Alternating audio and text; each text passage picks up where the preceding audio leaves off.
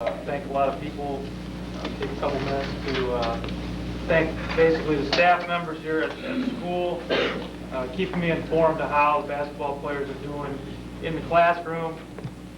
Sitting in the teacher's lounge, I hear a lot of stuff about the kids, if they're doing good things, if they're doing bad things, and it's kind of my job to go over there and tell them, hey, let's get after it in the classroom a little bit, quit making fun of people or whatever you're doing in the classroom that's wrong, and get after it with the books. And the staff keeps me informed of that stuff. Also, they do a great job. You know, I see a lot of the staff members at the game. They're always supportive of us, talk to the kids, and they get excited about Wellington basketball, and that's what we're trying to do.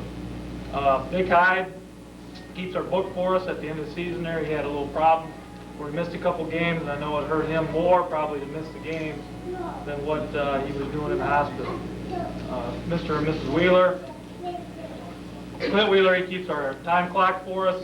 Mrs. Wheeler is, although her son is no longer in the program, keeps the books for our parents club and does an outstanding job with that. Whenever I need money, I just call her up and she gives me whatever I need. So I would like to thank the staff. The administration here, you know, I've only been here for 3 years, but I've been coaching basketball here for 4 years, and I think that this staff that we have now with Mr. Clark, Mr. Sayers, and Mr. Back is an outstanding administration. They're supportive of everything that we do, always coming in after the games, even when you're frustrated with a close loss or whatever. They're always in there being supportive, and they're always positive. And that's tough to do sometimes as administrators. They have people putting pressure on everybody else, and it makes you feel good when they come in and are positive. I'd like to thank my coaching staff. First of all, I already thanked Laura, but I'd just like to say again, I think she does an outstanding job with the cheerleaders.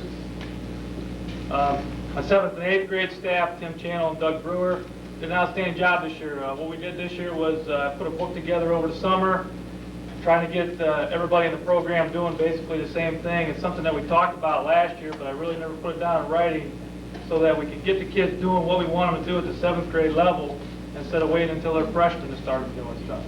I think I look around a lot of other successful programs in the state, and they started off at the 5th and 6th grade level, and that's something that we've been doing here for the past couple of years. And I think our 7th grade team really showed that these guys over here do an outstanding job with the 5th and 6th grade basketball program.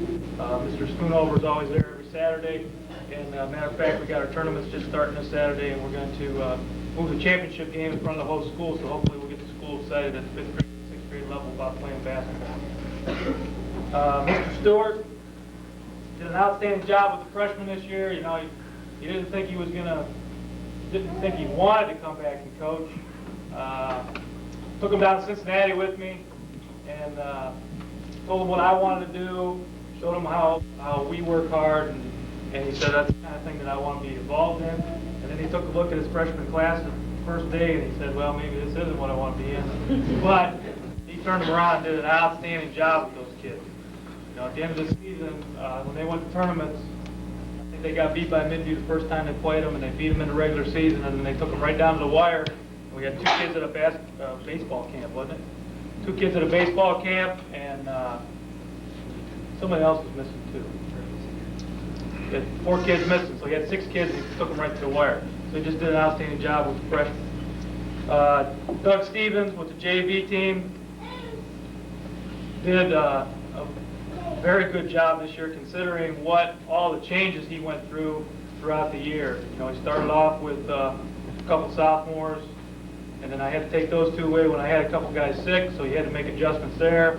And then we had everything that happened to us this year, and he had to make all the adjustments.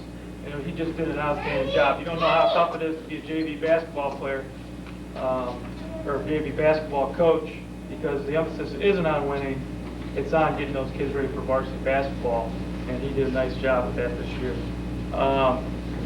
Dan Reed was my assistant coach. Couldn't make it tonight. He was there almost every practice, very supportive of what we're doing, trying to learn the things that we're trying to do. I took him on a couple scouting trips, just to talk to him about what he has to do as far as scouting, what other teams are doing, how you got to look for some weaknesses that you can hopefully exploit. And he came into practices. You know, I'd send him down at one end to work with the post people. I'd work with the guards. It's just so much better to coach when you have somebody else in the gym with you. You have 12 guys in there that are running all over the place. Sometimes it's hard to keep track of where they're all at. When you got that extra set of eyes in there, they tend to work a little bit harder at certain things. With my coaches, although she couldn't make it this year, I would like to thank one of my other coaches, really, is my wife, Tracy. She became a coach this year because every time I come home, she started evaluating the films more than I did. It used to be I'd go home, put a film in the VCR, and she'd say, I don't want to watch this game, I already seen it. Now she's waiting for the film so she can say, look, why didn't you do this? What's he doing over here? How come he's there? And all this stuff. So she's becoming a coach's wife is what I'm trying to say, which is really exciting because now I can talk to her about things that are going on, although it gets on my nerves sometimes also. But most of all, I think with any successful basketball program, and that's what we're trying to build here, you got to have great parents. And I think we do have great parents. For the parents for my varsity kids that I dealt with, I thank you for getting your kids to practice on time. One thing that I didn't really have to do with the varsity kids this year was I didn't have to worry about the kids being late to practice on the varsity level because they knew already that if they were late, certain steps were taken that would happen to them. And the parents are always there. And I know it's also tough because you got kids coming home at different times. You got to feed them and things like that. So I thank you for being involved with your kids in basketball, and I also thank you for being involved in the Parents Club. I thought, that took a step up this year. We got a lot of new things in the gym. We got a lot of new things for the kids as far as warm-ups and new uniforms and things like that. So things are starting to happen in the right direction. At this time, I'd like to give some awards to our statisticians who did an outstanding job this year. Best thing about being a statistician is you get to get in the game for free, but you have to sit behind the bench, behind the players. And some of the times we work pretty hard out there on the floor, and they get pretty sweaty and stinky. I'm sure it's not real nice sitting back there and trying to keep stats. Mike, if you and Keith come up for a minute, pass out the awards to statistician. Our statisticians this year was Tammy Livey. I don't know if she's here or not. If she's not here. Megan Brennan.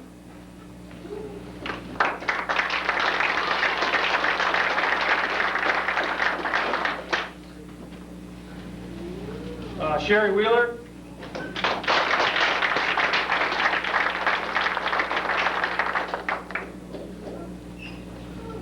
And then I'm going to go on to the senior class. First underclassman that earned a letter this year was sophomore Kyle Pycraft.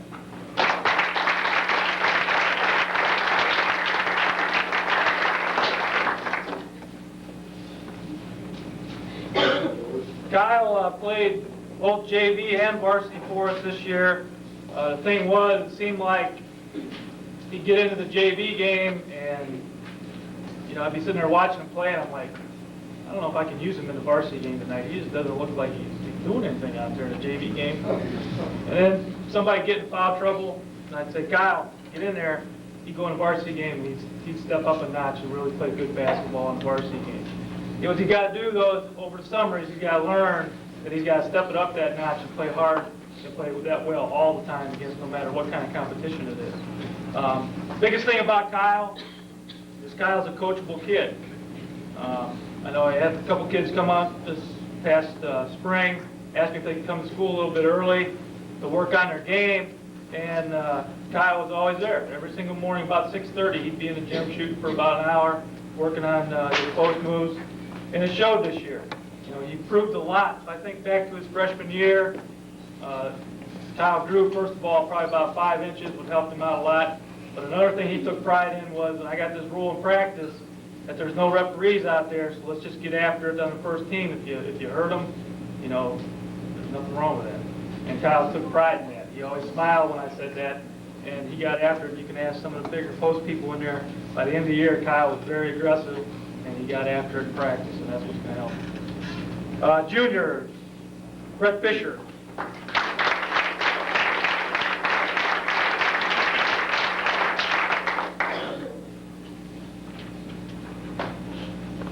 Brett's a kid that last year as a sophomore, at the end of the year, played a little bit of varsity basketball, and the varsity experience helped him out a lot this year. You know, I think Brett might be maybe our best athlete in the program. He's quick, he jumps well, he shot 44% from the three-point line this year.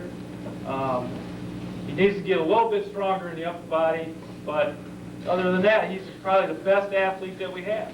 And, you know, I'm expecting big things out of Brett Fisher next year on the varsity level. Our next junior is Troy Mills.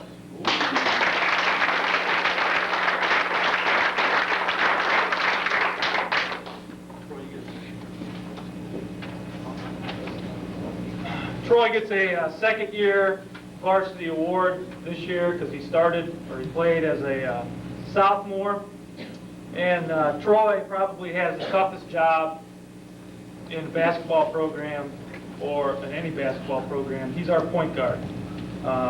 He does something wrong. I'm always the first one to notice it when he does something wrong.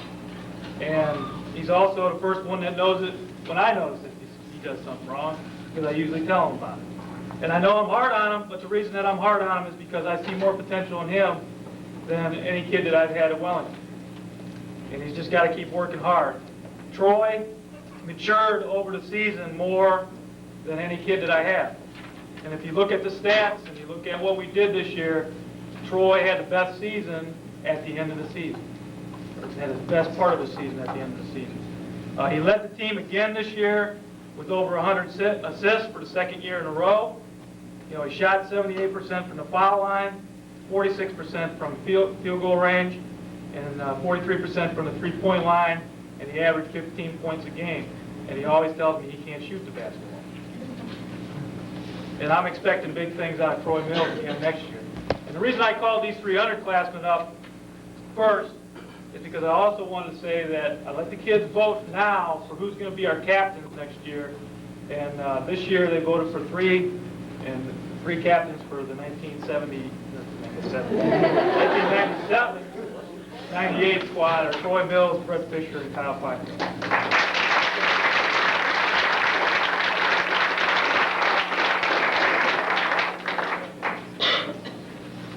Okay, I'd like to call up the seniors a little bit separate from the underclassmen because they're at an end of their era, and it's also an end of an era for me because I can remember 4 years ago, the first time I stepped into Wellington High School, I looked out on the basketball floor when I started out being JV coach under Coach Dill, and I saw 18 guys. And I said, these guys can't all be sophomores. And he said, no, there's some freshmen involved. So these guys have had to put up with me for 4 years now. And I couldn't ask for a nicer bunch of kids to work with than these six, excuse me. Also, when Coach Dill asked me to come here, I looked out on the floor, I come back into the office, and he said, well, Coach, what do you think? What kind of hand have you been dealt? And I also said, well, it looks like I got a bunch of jokers. And I say that in reference to this. It's amazing to me how far these kids have come in 4 years. When we started out, we had problems catching the ball, we had problems shooting the ball, we had problems passing the ball, and that first year we went 1-18. And every year they've improved themselves. And the reason that they've improved themselves is because they got great character and they worked hard, always worked hard. So I'd like to recognize the 6 seniors that have stuck it out since their freshman year with me. And it takes a lot of commitment and a lot of dedication to do that, and I know that. Start off, we have a second-year award winner. It's Tim Galleon.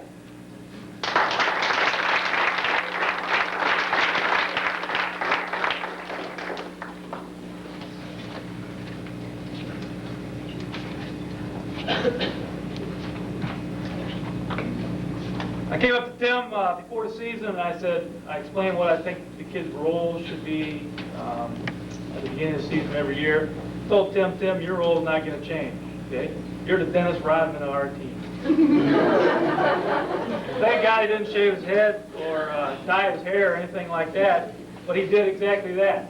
You know, Tim's a great role player.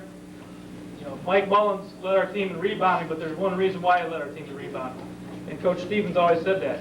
He'd always turn around to me, Coach Stevens would, and say, "Boy, did you see Tim clear out about 4 guys out of the lane?" And Tim took pride in that. And that's something that's hard to do, to be the player that steps back from scoring all the points, that steps back from being in the limelight and does the dirty work. And Coach Stevens said that Bart Goss is a great garbage player, but Tim Galleon was the first one at this school. And he does a great job doing it. Next senior is Josh Gardner.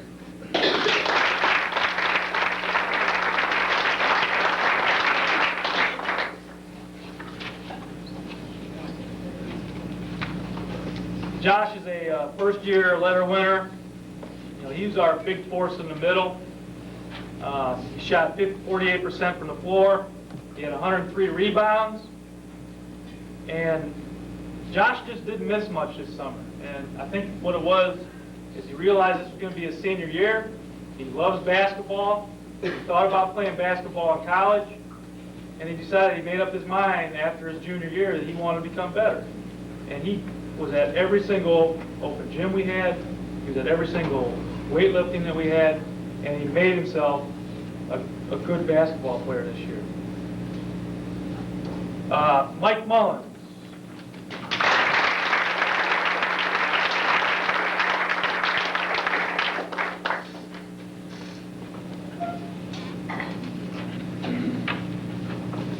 Mike's a second-year award winner. He's a captain of our team. He led our team in scoring. He led our team in rebounding. He was first-team all-conference, first-team all-county, and honorable mention in the district. Mike shot 81% from the foul line, scored 19.6 points per game this year, led our team with 153 rebounds. And Mike, along with Kyle, was one of those kids that last year in the springtime decided that he wants to come in and make himself a ball player. And he says, "Can I come in the morning, Coach?" And I said, "Yeah, I usually get here about 7 o'clock. You can come in at 7 o'clock. And Mike goes, "Well, how about 6:30, Coach?" And with my drive that I have, I said, "Well, let me figure this out. That means I'm going to have to get up about 5 o'clock in the morning to get in here on time so Mike can shoot baskets.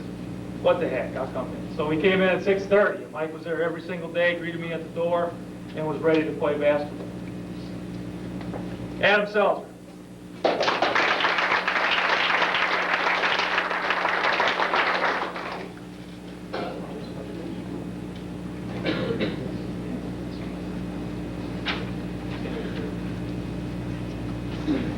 Adam was our spark plug off the bench this year. Got in the game when we needed that spark. He was there.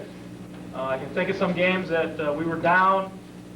We were not getting after it real well on defense, and I decided, well, let's try Adam and see what happens. He got in there, and he's not afraid to stick his nose in there and get after it. And that's the type of attitude you need. You need that type of attitude to win ball games. And that's the best part of Adam, when he just has that attitude that nobody's going to stop him, that nobody's going to score on him, that he's going to get that rebound, and that he's going to get that loose ball. And that's the way he's always played. And he's always been positive as far as basketball is concerned. Okay, the next senior, Jeremy Sheffield.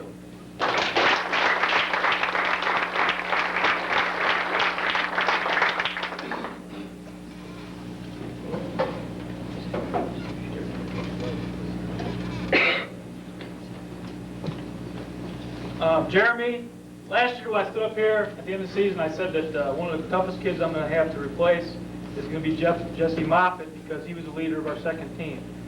And I thank God that Jeremy decided to play basketball this year, because Jeremy took on that role. And I don't know if I'd have had anybody else that would have been able to take on that role the way he did, because he's got a great attitude and he's a very positive kid.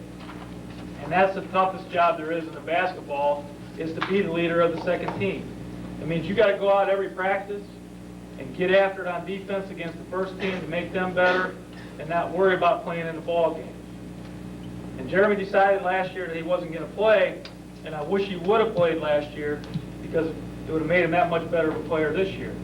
But Jeremy had a job to do. He did his job really well, and he made us better because he was there and he had the attitude to be that player. And there's not very many kids that have that attitude. Keith Wacker.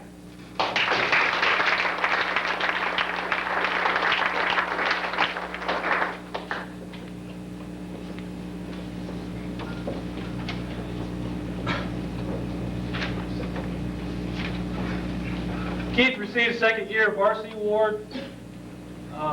But the best way I can sum up Keith is this. I always tell these guys that don't worry if I'm yelling at you, because if I'm not yelling at you, that means two things. Either you don't make mistakes on the basketball floor, or else I just don't like you anymore. And Keith, I never yelled at, and it's not because I didn't like him. I don't know the whole year long if I yelled at him one time in practice about doing something wrong. And that's what's made him the great player that he is. And he had an outstanding year this year. He scored 12 points per game. He was second on the team in assists. Him and Troy were battling out the whole year. He ended up with 98. Troy ended up with 103. He was second on the team in rebounds with 134. And he always, every single game, got stuck guarding the other team's best offensive player. You know, I can't say enough good things about Keith Wacker. He was our captain this year.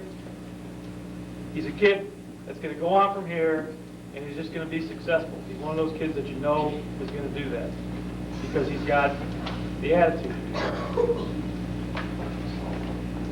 You know, I've learned a lot from these 6 guys right here, and hopefully they've learned a lot from me too. The biggest thing I tried to stick in their heads was that you had to have the good attitude and you had to work hard to be successful. And there's not a kid up here that didn't work hard this year for me and that doesn't have a good attitude. You know, and I also learned a lot of things from them, some things that I'm going to use in the future, like mental toughness days. I know these guys like that day, so I'm going to keep that one in, but I might use it just a little bit more because these guys like it so well. But I can't say enough things about this class. And if you look at this class, and I saw the kids come up and get their scholastic awards, it just proves one thing that I've always believed in. If a kid is good in the classroom, and he's coachable, and he works hard, they can be successful. And their record didn't show it, but these kids were the most successful kids that's been at Wellington since 1989. The last 2 years, we won more ball games combined than they'd had in the 1990s. And the biggest reason is because of these 6 kids right here. I'd just like to say to them, thanks a lot for everything you did.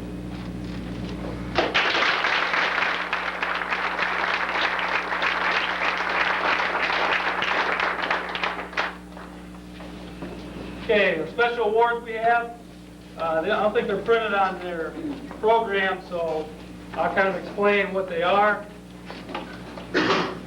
First of all, we have our Captain's Award. This goes to the captains for this year's team. And again, last year they were chosen by their peers to be the captains, which is a great honor to me to think that my peers would vote me a captain, and these 2 kids deserve to be captains, and they did an excellent job.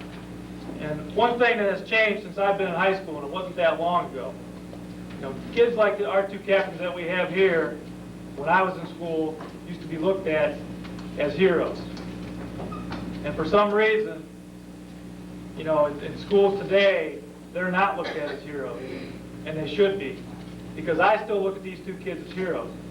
If we can get 5 kids to put in as much hard work and dedication as these 2 kids did, that's when the program will start becoming more and more successful. And our 2 captains for 96-97 were Mike Mullen and Keith Wacker.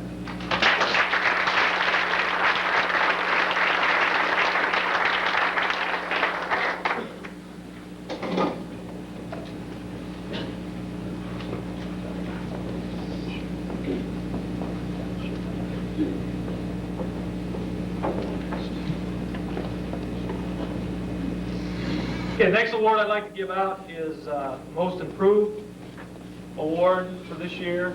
And this is one award that I let the kids vote who they feel is the most improved player. And most of the time the kids are pretty close to what it should be, and this year they are also.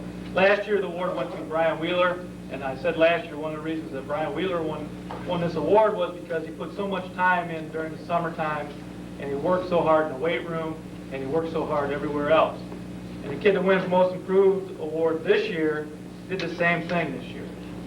You know, I've already said he didn't miss anything this summer at all. The only time he missed something was when he was going down to visit the college that he wants to go to. And then he come up and apologized to me that he was going to miss that. And he also had an outstanding year, and that is Josh Gardner.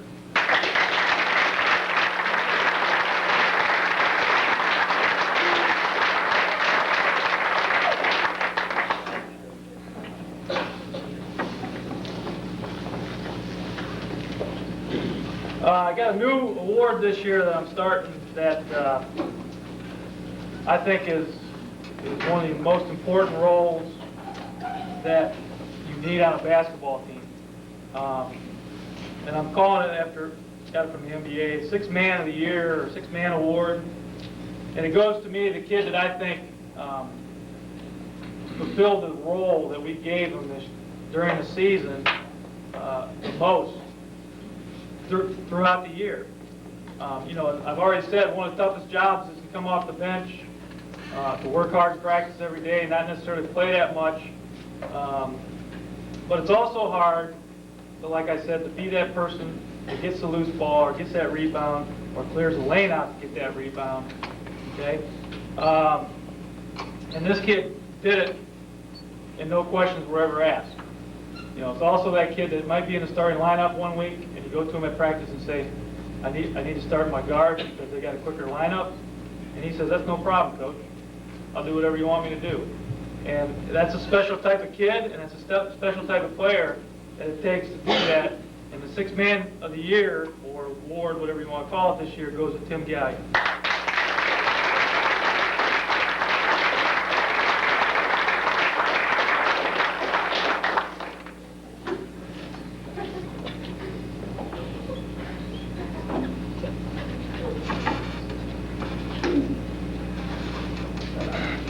Okay, our next award is the Coach's Award.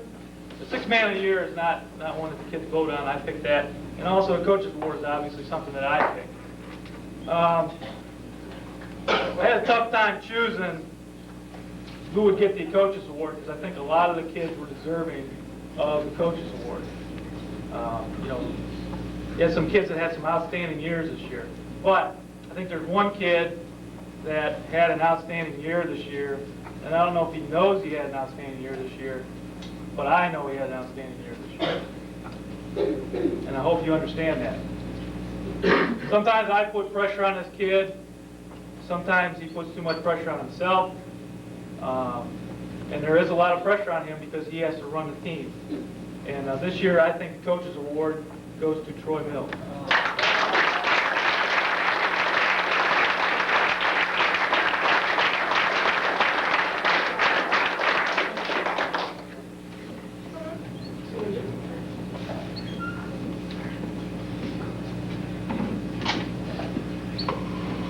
I think I'm going to keep this trophy for myself. This is a pretty nice trophy. This was donated by Allstate, and it's the Hustle Award.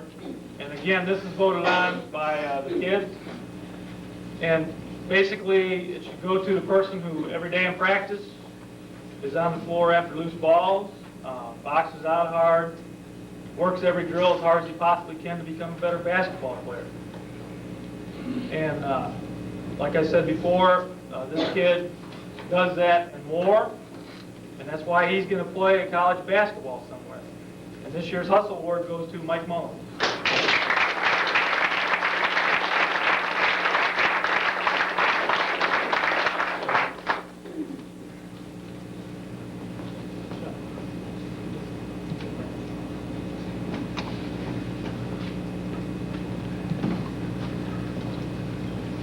Our next special award is the Defensive Player of the Year.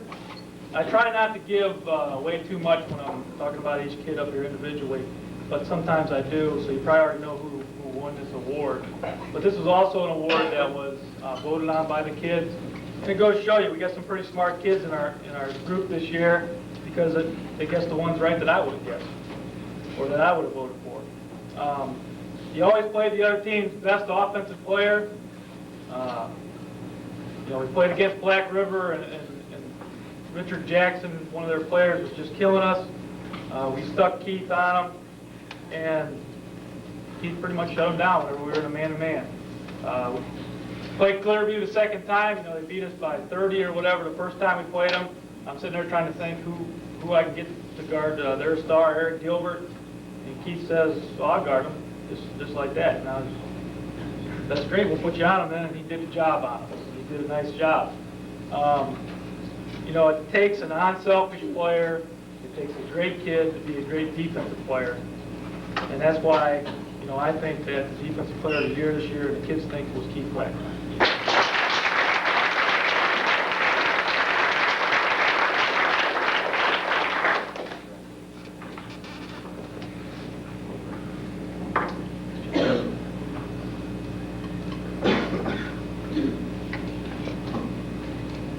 Okay, our last award for tonight is voted again upon by the kids, and it's the Most Valuable Player Award.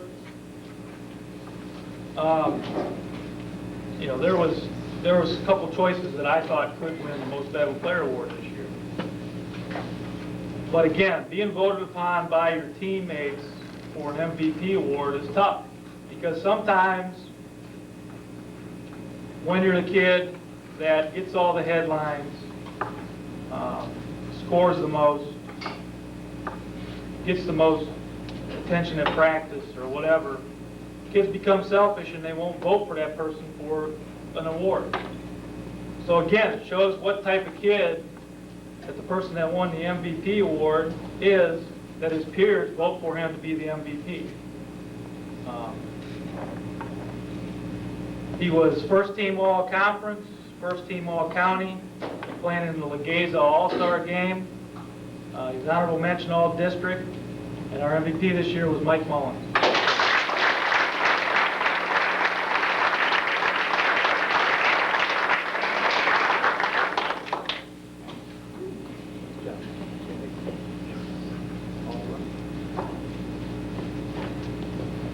Okay, that's all the awards I have for tonight.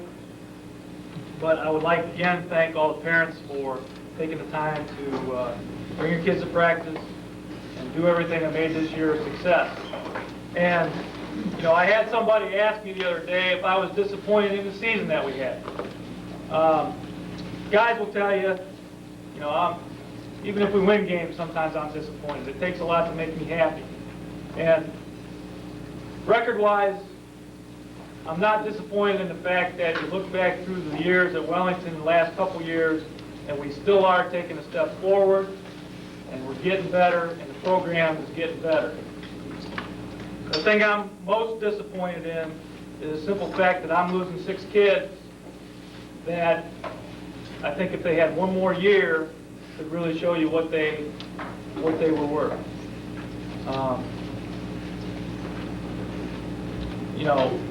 When I came here 4 years ago, the program was down. We were 1-18, and I didn't know if I wanted to stick it out because, for one, I just got married, and my wife, as you may know, has a job in Indiana somewhere, and so I have to drive a long ways to get here. But one thing I told her was, I'm not giving up on these kids, this senior class. I said, I've had them for 2 years. Mr. Clark's asked me to take them over for the next 2 years, and I said, I have to finish the job. And I thank her for being supportive, and I thank the kids for putting up with me for the past 4 years, and also for the juniors and sophomores and everybody else for however long they've been in the program. But I'll steal something from Mr. Stevens. It shows you that you have to have discipline to build a program. And that's what we're trying to do. And it shows you what discipline does with the 6 kids that were up here, the seniors, the 2 juniors, and the sophomore. on the varsity team, the sophomores and the juniors that were on the JV team, and what discipline does for the freshman team. Now, we're not only here to create winning basketball teams, we're here to create good kids and winning kids in the future. And I think that we have accomplished that as a coaching staff, and I think the results are our senior class. And I'll put my senior class that I had this year up against any other senior class as far as basketball players, as far as people, and that's what I'm looking for, and that's what I'm striving for. But now we have to take the next step. You know, I said we want to take the next step this year, and I think we did. We became a better basketball team. You know, our record improved, our overall program record improved, and now we just got to quit whining, we got to quit complaining, and we just got to do it. That's all there is to it. What do you guys think?